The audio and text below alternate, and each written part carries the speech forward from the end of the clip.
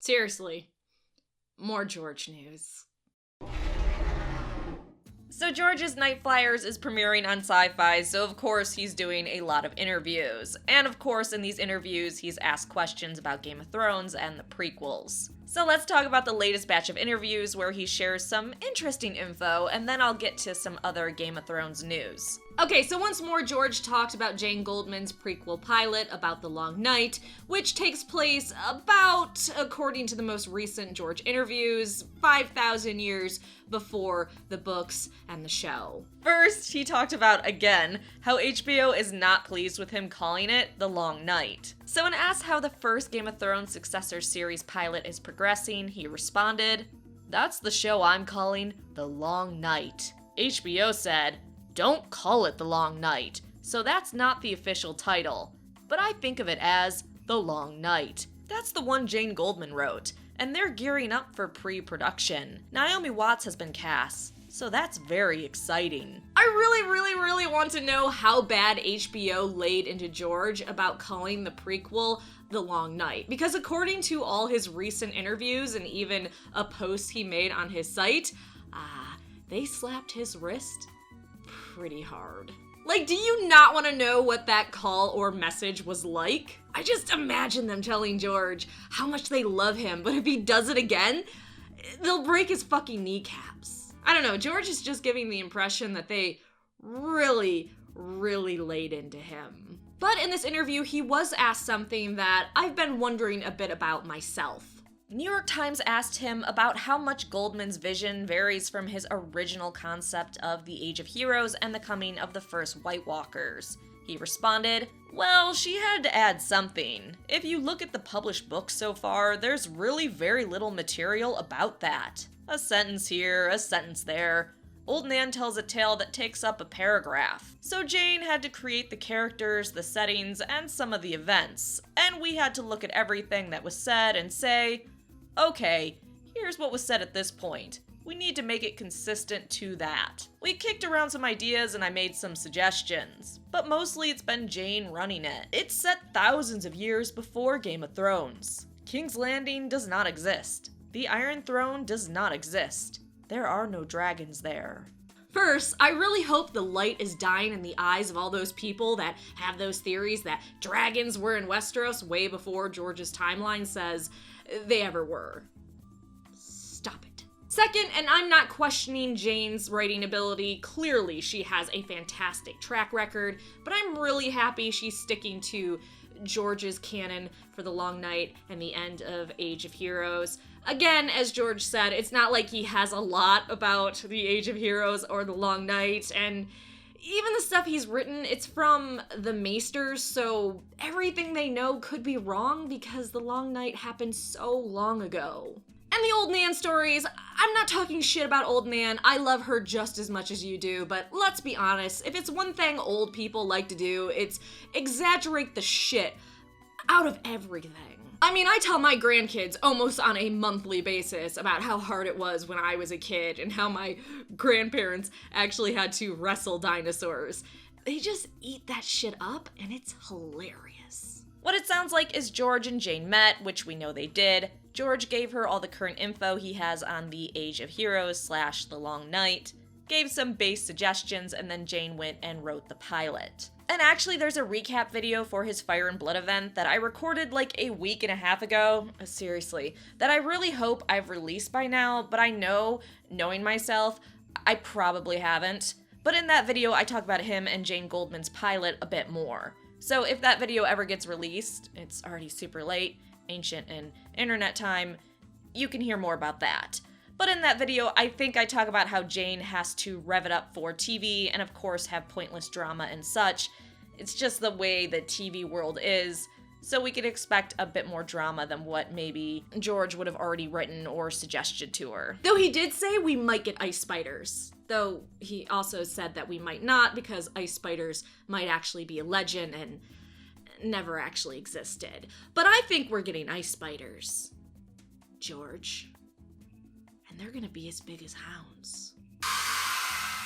Next, I want to talk about George's epic spin-off show that would actually take place during the time of the show, which just seems absolutely brilliant to me, but that's me. So this is what George said. You can decide on your own. I wanted to do a show called Spear Carriers, which would actually be set during the events of Game of Thrones, but it wouldn't be following Dany, Tyrion, and Jaime. They would all be there in the background like Hamlet, and it would be more like, here's a story about a guy in the city watch. Here's a story about a prostitute at one of Littlefinger's brothels. Here's a story about a mummer who's in town to do juggling and tricks. And they all get caught up in the events. I think that kind of show would be a lot of fun to do. Maybe I'll be able to convince them to do it.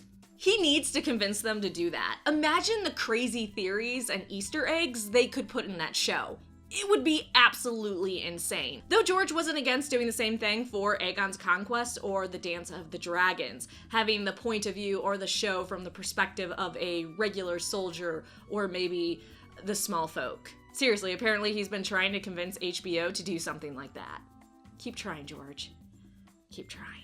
So that's the George news. Now let's move on to these absolutely fucking terrifying Funko Pops. So these abominations come out in January as a 2-pack. Buy them, and before they give you nightmares as they come to life in the middle of the night to stab you to death, something you might deserve if you spent money on them, you can replicate boat sex with them. Yay! Now the Arya Funko is cute, but she kinda looks like a Disney princess. Bran, Varys, and the Children of the Forest ones are just awesome. Oh, and they also did a great job recreating the show creators. Onwards, if you're in New York City or LA, congratulations, you get to look at Season 8 advertising all the time, and I am very jealous. I know some people were a bit bitchy about the hashtag for the Throne campaign, but I like it, and hashtags don't really bother me. Though sometimes it's just people that freak out that we don't 100% use it as the pound symbol anymore. Which is, I don't know, a really off thing to get upset about, but I guess we all have our causes we fight for. Oh, here's some sort of shitty news. You know that Game of Thrones reunion special, the one that was going to have a bunch of characters from all the seasons coming together and was hosted by Conan O'Brien? Well, it's still happening, but HBO isn't going to feature it on their network or online. Instead, you're going to have to pay out some money for merchandise, which is going to have the reunion special on it. It was announced that, quote, the reunion will be featured exclusively on a new Game of Thrones complete series home video box set that will package together seasons 1 through 8 for the first time. Now, they always put bonus material on their season DVD sets, so that wasn't unexpected, but it's still gonna be a little pricey depending on what your income is. If we look at what they charge for seasons 1 through 7 as a box set, it's about $100, so maybe they'll keep the box set for seasons 1 through 8 about that price range. I don't know, but thankfully the box set is coming out in 2019, so we'll be able to purchase it shortly after the end of Game of Thrones. But on reunions, if you're able to get to the CCXP Comic-Con experience in Brazil this December, you are insanely lucky. Not only are the showrunners there for a special Game of Thrones experience, but a bunch of Game of Thrones actors as well, such as the actors for Sansa, Sam, and Arya. There are rumors something might be announced there as well, such as the exact air date or maybe a teaser for the final season. If you can't go, like most things, the teaser will be on the internet shortly after, so I'm sure we're not going to miss out on it if we can't attend. Personally, I would just love to have an exact air date for the final season because as you get older, as some of you probably are aware, you have to start planning shit further and further in advance. Don't get old. It's a fucking trap. Okay, so moving forwards, if you are still in doubt that Melisandre would be in season 8, doubt no more. We got this cool image of Carice in her outfit. She also tagged Maisie Williams. So now we can speculate that Melisandre and Arya finally have that reunion in the final season, which I'm sure is going to be a load of fun. Maybe we'll see another Arya execution. Or, of course, it could be a troll. Lastly, you should definitely watch the YouTube video of Richard Madden, who is rewatching his character's death during the Red Wedding, and it is just hilarious. He's talking about what's going on, and my favorite part is when he says, Game of Thrones is not a comedy. Just, thanks, Richard. Couldn't have guessed that.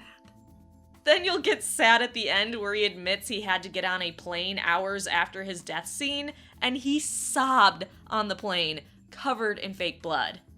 And people stared at him. Speaking of sobbing, Kit Harington once again talked about how after he completed his final scene, he burst into tears. He said, "I burst into tears. You know, it's a weird thing.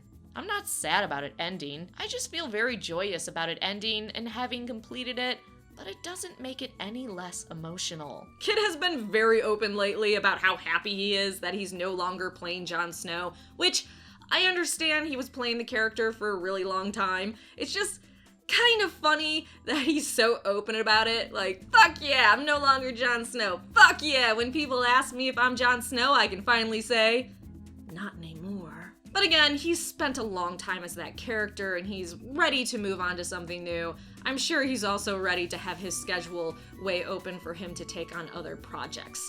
Besides that, I'm sure he's well aware at this point that the character Jon Snow is going to overshadow his career unless he finds another iconic character to play. Okay, so that's some Game of Thrones news. Like, subscribe, and let me know in the comment section down below, which character do you think was the most poorly cast? I would say Dario. I just didn't buy either of them as that character.